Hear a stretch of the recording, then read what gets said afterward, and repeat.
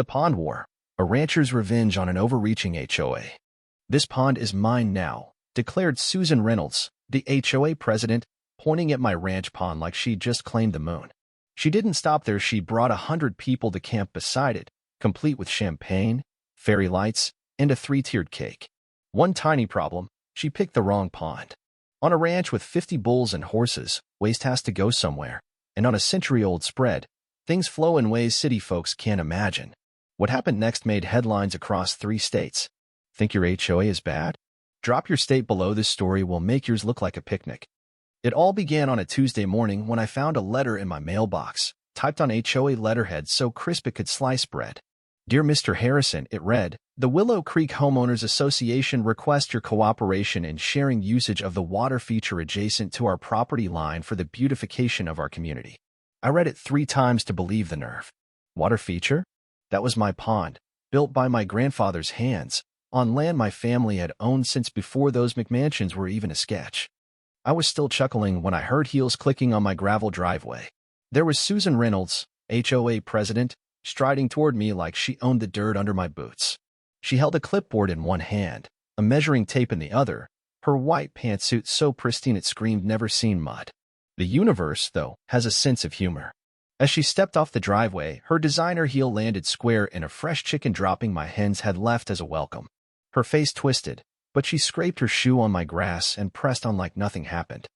"Mr. Harrison," she said, flashing teeth brighter than a car dealership sign, "I trust you got our letter about the community water feature." I leaned against my fence post, taking my time.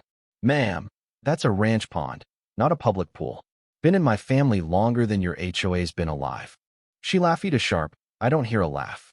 "Oh, I think you'll find natural resources benefit everyone. Your pond would look so much better with a fountain, some benches, maybe a gazebo.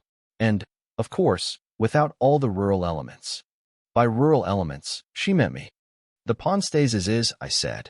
"It's part of a working ranch." Susan's smile tightened. "I need to speak to your manager," she said, then caught herself. "Oh, wait, you don't have one. How quaint." She started measuring from my fence to the water's edge, jotting notes like she was surveying her backyard. "You know," she said, not looking up, "I grew up near a ranch. I know about the smells, the noise, the mess. That's why I worked so hard to get away from all that. But this pond, it's different. It's beautiful." Wasted on, she waved at my work boots and faded jeans. My jaw clenched, but I kept calm. "Ma'am, I'm going to have to ask you to leave my property." She clicked her pen shut with a flourish. "I was trying to be nice, Mr. Harrison." "Bad choice, cowboy." She marched back to her white SUV, her retreat somehow more threatening than her arrival. Comment: "Run, Susan, if you already know she'd picked the wrong fight." Susan didn't grasp that she wasn't the first to push my family. My granddad faced developers in the 70s, my dad fought corporate farms in the 90s, and now it was my turn. I had something they didn't: 50 years of knowledge about this land, including secrets that would make Susan regret setting foot on my ranch. As her SUV vanished, I looked at my pond, clear, spring-fed, reflecting the sky like a mirror. Then I glanced past the trees to the other pond, the one we didn't mention in polite company. For the first time in years, I smiled. Susan wanted a war. I knew exactly which cards to play. 3 days later, I woke to the rumble of machinery. A landscaping crew was setting up industrial sprinklers along the property line, golf course grade, capable of shooting water 50 feet. By the time I got outside, they were testing the system. "Morning, gentlemen," I called, keeping it friendly. "Help you with something?" The crew chief, a sunburned guy named Joe, looked uneasy. "Just installing irrigation for the HOA's new landscaping project, sir." Susan's SUV idled across the street, her silhouette behind the tinted glass. "Those sprinklers look powerful," I said. "Sure, they're pointed the right way." Joe glanced at the SUV. "We're just following orders, sir." That afternoon, the sprinklers kicked on. Water arced high, and a breeze carried it onto my property tool shed, my truck, my vegetable garden. But karma's quick sometimes. The wind shifted, and a wall of water drenched Susan's SUV. I heard tires squeal as she sped off, her car looking like it had hit a car wash on steroids. My amusement died the next morning. My mother's heritage rose garden 40-year-old varieties you can't find anymore was drowning. The sprinklers had flooded their beds, and several plants showed root rot. These weren't just flowers. They were memories: yellow for my parents' anniversary, red for my birth, white for my grandmother's passing. Now they were dying, victims of Susan's petty water war. Kneeling in the mud, digging drainage channels, I found something: a laminated blueprint fragment with my grandfather's handwriting. 1968 water system, pipes and valves. My neighbor, Bill Carter, appeared at the fence, coffee mug in hand. At 70, Bill was one of the original residents before Willow Creek became an HOA. He'd known my granddad, helped build parts of the ranch. "Rough morning, son," he said, eyeing the roses. "Susan's idea, no doubt." I showed him the damaged roses. His face darkened. "Your mother would have been heartbroken. Those roses meant everything to her." He studied me. "You've got that look, James. Same one your granddad had when the county tried to ram a highway through here. What's on your mind?" I held up the blueprint. "I'm thinking granddad left me more than land and memories." Bill squinted at the faded lines. "Is that what I think it is?" Before I could answer, he added, "Don't do anything stupid. But don't do anything, either. Susan's been bullying folks for years, made me cut down my peach tree because it attracted bees." Bees. I spent the day saving what roses I could, building berms to redirect water. The landscaping company quoted $3,000 to restore the garden, money I didn't have for damage I didn't cause. That night, I sat on my porch, the blueprint in hand. It showed an overflow system connecting my two ponds. Susan wanted water games? She'd picked the wrong pond to mess with. The thing about old farms is they're full of secret drainage systems, underground pipes, connections not on modern surveys. My grandfather built this place when a handshake was a contract. Tomorrow, I'd hunt for the rest of those blueprints. Something told me granddad had planned for someone like Susan. That evening, Susan posted on social media a photo of my pond with the caption, "Future site of Willow Creek Community Pool. Making our neighborhood beautiful, one improvement at a time." Comments exploded. "That's not yours, Karen," one read. Another, "Pretty sure that's private property." Susan's supporters drowned them out with likes, "Already planning pool parties." Bill showed me the post the next morning. "She's claiming victory," he said. We stood by my fence, the pond sparkling in the sun. A heron stood in the shallows, lily pads floating serenely. Granddad had positioned it perfectly to catch the morning light. 3 generations of Harrisons had swum there, floating on inner tubes, sipping mom's lemonade. Now, Susan wanted to slap safety rules and a lifeguard on it. "You know what you ought to do?" Bill said, a glint in his eye. "Give her a dose of ranch reality. One whiff of that waste pond, and she'll run back to her HOA meetings." I sighed, tossing a stick into the water. "Can't, Bill. This is the clean pond, spring-fed, filtered through limestone. Cleanest water in the county. State tested it 5 years ago. It's purer than her bottled water." Bill's coffee mug froze mid-sip. "Wait, what?" I pointed past the cottonwoods. "The waste pond's back there. Barn and pasture runoff. Smells like it could strip paint." Bill stared, then grinned. "So she's fighting for your clean pond, and you're just gonna let her?" I smoothed the blueprint against the fence. Granddad was smarter than folks thought. This shows an overflow system connecting the ponds underground. Bill traced the lines. "Emergency drainage. For flooding. Brilliant." I tossed another stick, aiming for a spot near the edge. It swirled, then got pulled under.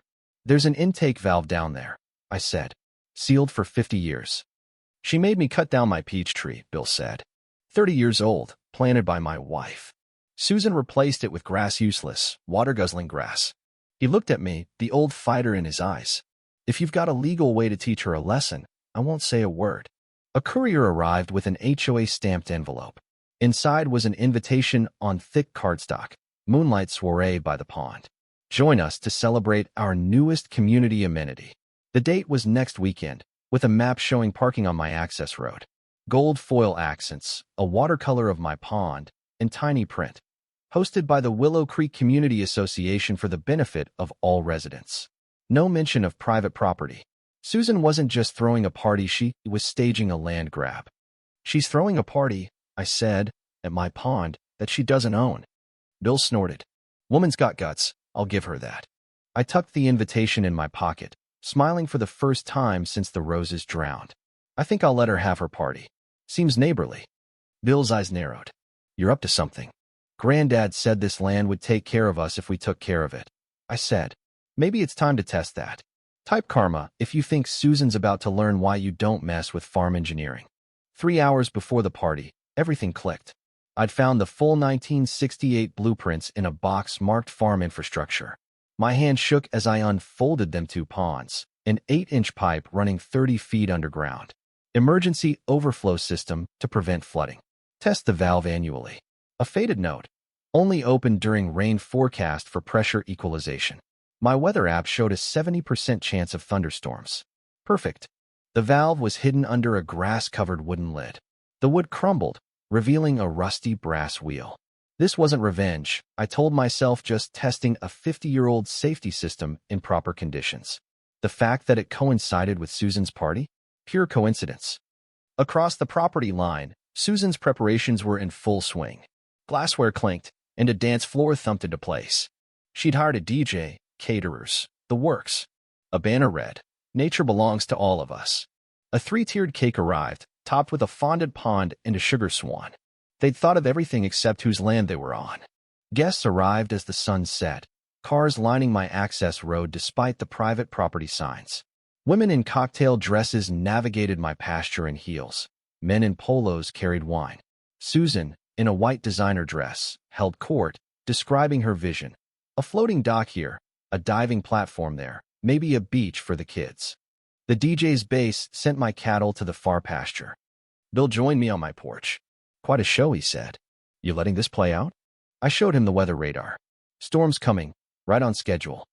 The first thunder rumble was faint, but I heard it. Time to move. The valve was stubborn. 50 years of rust fought back. I applied oil, tried again. Nothing. Thunder grew louder. Guests glanced at the sky. I grabbed a pipe wrench, fitted it over the wheel. "Come on, Granddad." Bill appeared. "Need a hand." Together, we pulled. The valve groaned, then turned.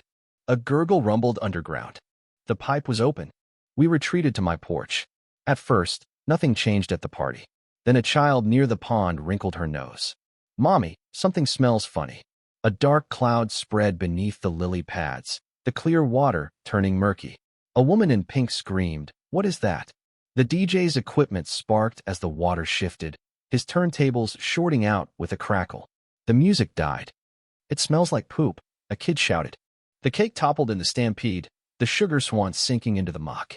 Susan stood frozen, her dress splattered, her Louis Vuitton bag sinking into the pond. "Who did this?" she screamed. "I'll sue everyone." Her live stream broadcast the chaos, comments flooding with laughter. Sheriff Daniels arrived, called for chemical warfare.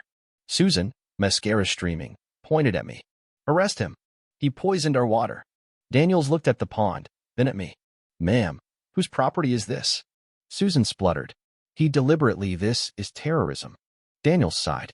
"I need deeds, permits, evidence, not accusations." The rain started, scattering guests. Susan stood in the downpour, her party in ruins. Type busted if you think I'm in trouble, or wait for it if you sense I've got an ace. The next morning, 3 septic trucks rolled up. Susan, in bedazzled rubber boots, announced, "I'm cleaning your mess, and you're paying for it. My lawyer says I can lien your property." The lead driver, Mike, shifted. "Ma'am, we can't pump without the owner's consent. That's theft." Susan whirled. "I'm paying triple." Mike shrugged. "Not worth my license." The trucks left, leaving ruts in my driveway.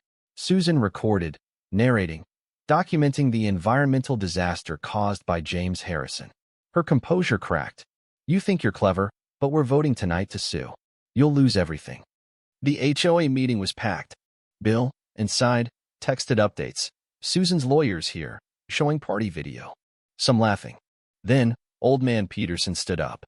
"Been here 60 years. Says Pons Harrison's, period." Susan tried to interrupt. Peterson told her to sit. The crowd's angry. Someone asked why she threw a party on private land. Lawyers spinning it as beautification. Not working. Then, Peterson called for a no-confidence vote. Susan screaming, "The vote's legal." The meeting stretched 4 hours. People streamed out, Susan's supporters shell-shocked, others celebrating. Bill found me. Peterson went scorched earth. Listed every overreach me peach tree, the Wilson's garden, Widow Clark's chalk art. The vote was 47-12. Susan's out, but she's still suing. My phone rang. "Mr. Harrison, Patricia Wells, Channel 7 News. Comment on the party incident?" By morning, the rancher accused of poisoning the pond ran regionally. Susan's teary interview at my gate playing on repeat. Comments split, some called me a hero, others a menace. Sheriff Daniels arrived with a cease and desist order. No water use from either pond until an environmental assessment. Weeks, maybe months. Without water, my ranch couldn't function. I called a number Granddad gave me years ago. Andy Abernathy? James Harrison, Frank's grandson. A gravelly voice chuckled. Been wondering when you'd call. What's the trouble? I explained. He laughed. Environmental terrorism over a pond overflow? Creative. Got the 1968 plan. I did. I'll see you tomorrow. Tell Susan to hire better lawyers. Abernathy, 82, walked into the law firm's glass and chrome office like he owned it. Susan's team, 3 lawyers, a stenographer, an environmental consultant, looked ready to win. Her lead attorney, Coleman, spread out documents, party photos, water reports, and a $500,000 damage claim. Mr. Harrison contaminated a water source, causing environmental damage and health risks. Criminal negligence at best, terrorism at worst. Abernathy listened, scribbling on a legal pad. Fascinating. Reviewed the county planning documents? Coleman frowned. Current zoning. Abernathy cut in. Not zoning. The 1968 infrastructure plan. He unrolled a pristine blueprint. County Ordinance 68 to 1422. Signed by the Commissioner, Water Board, and me, Assistant County Attorney. Coleman's confidence wavered. Even if legitimate, it doesn't. Abernathy raised a finger. Section 4, Subsection C. Emergency overflow system connecting retention pond A to drainage pond B. Purpose, flood prevention. Testing required during rain. He looked up. Weather forecast that night. A junior lawyer checked. 70% chance of thunderstorms. So, Mr. Harrison tested a required system during specified conditions. Fascinating, it coincided with an unpermitted gathering on his property. Susan exploded. Unpermitted? We don't need permits for community events. On your property? No. Abernathy said. This pond's on Harrison's. The 1893 deed calls it stock water for agricultural use. No public access. He slid photos across. No trespassing signs, a cut gate. Your clients were trespassing. A water test showed the pond back to normal, with organic matter, legal under farming laws. Coleman tried, regardless, the contamination. On his property, Abernathy said, you apologize, pay for the roses and fence, or I file for trespass, vandalism, harassment, defamation. Susan grabbed for the blueprint. Sheriff Daniels stopped her. Hands off, ma'am. Susan's mask slipped. I worked too hard to get away from the smell of cow from people like you. She screamed. Her lawyers looked uneasy. Bill spoke. That peach tree you made me cut down. My wife planted it before she died. Coleman conceded. We withdraw all claims. Dismissal filed today. Susan sat, staring, as her team left. Abernathy shook my hand. Your granddad would be proud. He documented everything to protect your future. The next Tuesday, the HOA voted unanimously. Susan was out. Bill became interim president, voiding disputes and starting a good neighbor policy. A month later, my pond sparkled again, the heron back, the roses blooming brighter than ever. Susan's house was for sale. She'd moved 3 counties away. Granddad's voice echoed.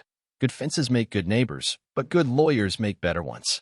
He was right about the land, the plans, and the records. Take care of it, and it'll take care of you even when it means teaching folks that pretty ponds and working farms don't mix. Got a wild HOA story? Share it below, especially if it involves power struggles or injustice. Was I right to let nature teach Susan a lesson, or did I go too far? Drop your take. Let's debate what's fair when someone tries to take what's yours.